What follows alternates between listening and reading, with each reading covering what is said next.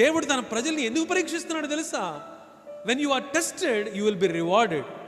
నువ్వు కనుక పరీక్షించబడితే నీకేం దొరుకుతుంది? ప్రతిఫలం దొరుకుతుంది, గొప్ప బహుమానం దొరుకుతుంది.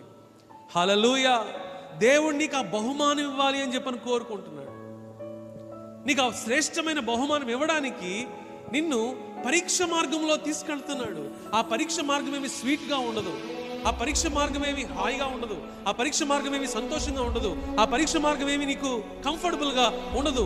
ఆ పరీక్ష మార్గములో నీకు దేవుడు ఏవైతే నేర్పించాడో అవన్నీ జ్ఞాపకము తెచ్చుకునే సమయం. దేవుడు చేసిన ఉపదేశము నువ్వు గనక జాగ్రత్తగా వినిన దాన్ని ఏం చేయాలి? అభ్యాసం చేయాలి. వింటం మాత్రమే కాదు, అభ్యాసం చేయాలి. అభ్యసించినప్పుడు నేర్చుకుంటావు. నువ్వు ఎప్పుడైతే హృదయంలో భద్రం చేసుకుంటావు నేర్చుకున్న దాన్ని, పరీక్ష సమయం వచ్చినప్పుడు నీ హృదయంలో ఉన్నదాన్ని బయటికి తీస్తాడు దేవుడు. హల్లెలూయా.